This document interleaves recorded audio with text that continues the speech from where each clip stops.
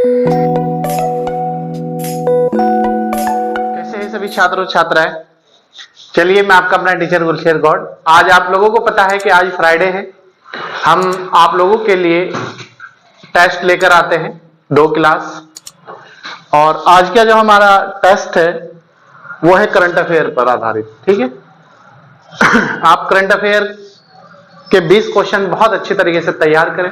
आगामी जो परीक्षा है आप देखना, उनमें हमारी क्लास से आपको क्वेश्चन जरूर मिलेगा एग्जाम में, तो आप इसे बहुत अच्छी तरीके से पढ़ें। और आप लोगों को अगर ऑनलाइन क्लास लेनी है किसी भी एग्जाम के लिए, या फिर only for test series join करनी है, तो विन आईएएस कैंपस का प्ले स्टोर से जाकर ऐप डाउनलोड कर लीजिएगा।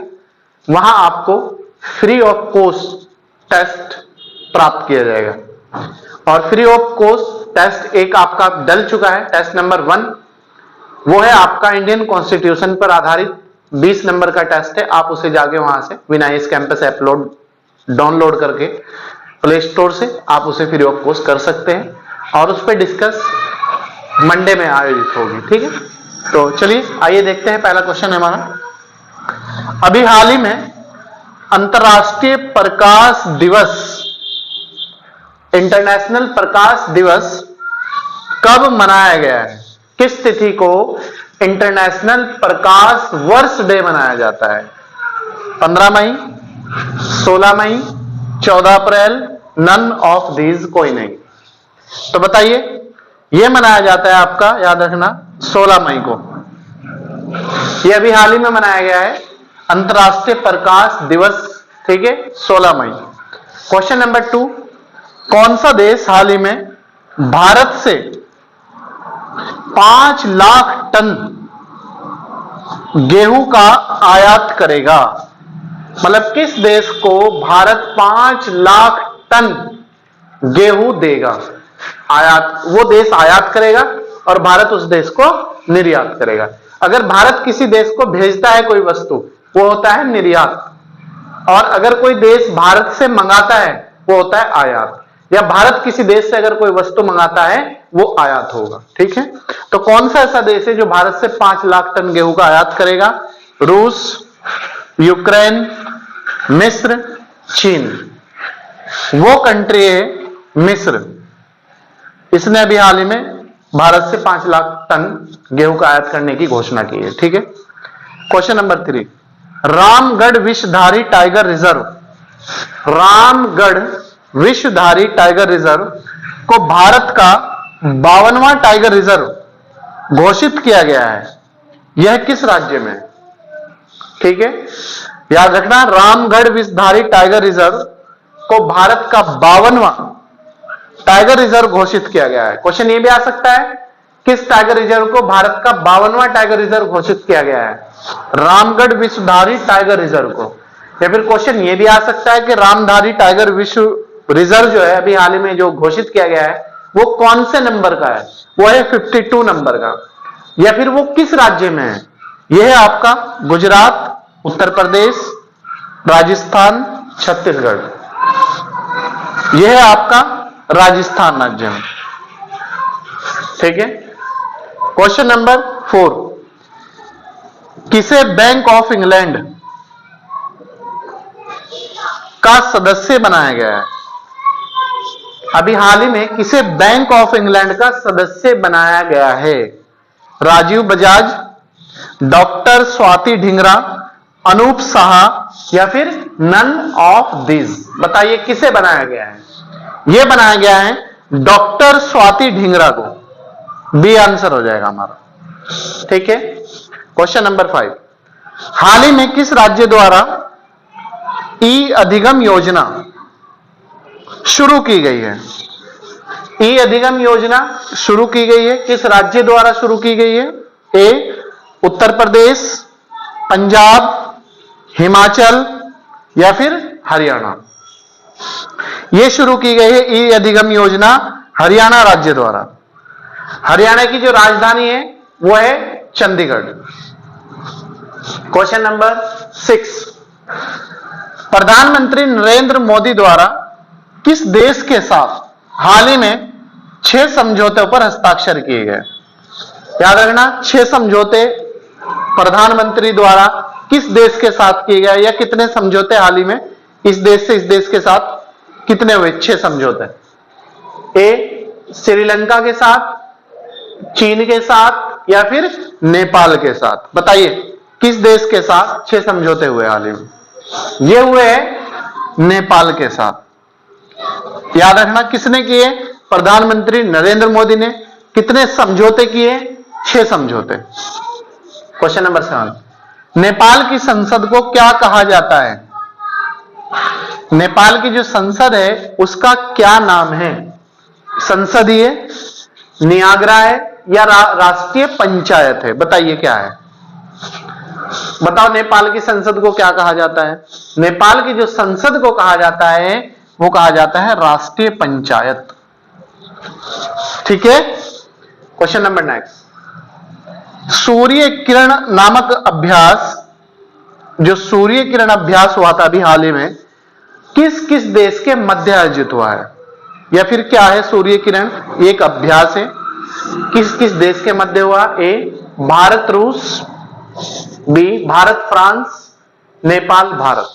बताइए किस किस देश के साथ हुआ है?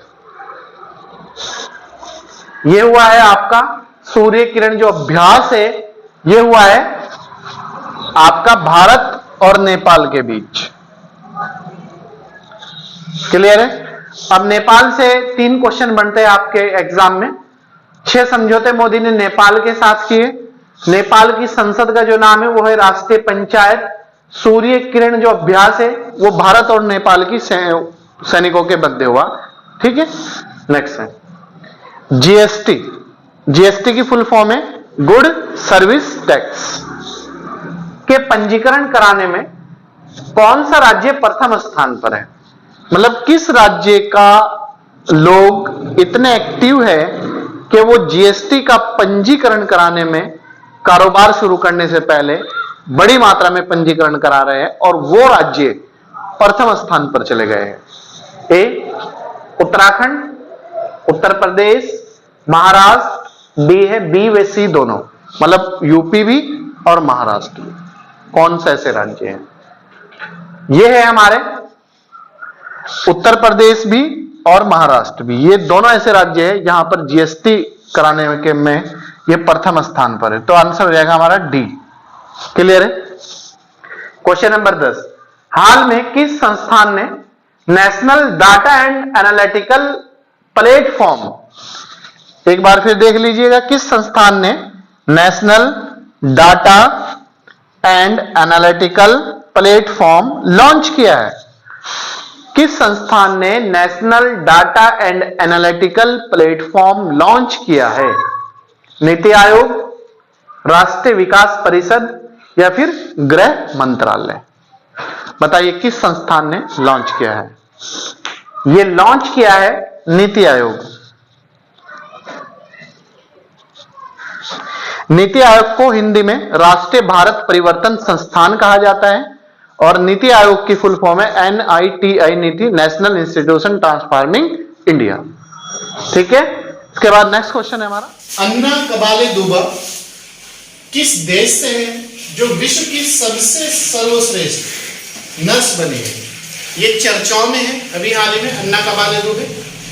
तो ये इसलिए चर्चाओं में, इसका बेस्ट वर्क देखते हुए तो इसे विश्व का सबसे सर्वश्रेष्ठ नर्स का दर्जा दिया गया है। तो ये किस देश से है? अमेरिका, नीदरलैंड, केनिया, या फिर भारत? तो ये अन्ना कबाले जो दुबे है ये है आपकी केनिया से, सियान से। ठीक है। क्वेश्चन नंबर 16,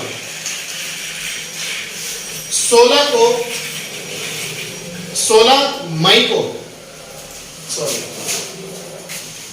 16 मई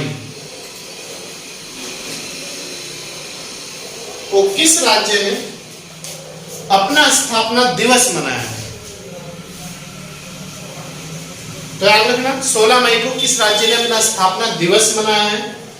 मणिपुर, त्रिपुरा, सिक्किम, या फिर अरुणाचल प्रदेश? बताइए। यह मनाया है 16 मई को, सिक्किम का स्थापना दिवस मनाया जाता है 16 मई को। 1975 में इसकी स्थापना हुई है। क्वेश्चन नंबर 13, वर्तमान में ग्रामीण जनजातीय तकनीकी प्रशिक्षण परियोजना का उद्घाटन किस राज्य या स्थान पर किया गया है? वर्तमान में ग्रामीण जनजातीय तकनीकी प्रशिक्षण परियोजना का उद्घाटन किस राज्य या स्थान पर किया गया है?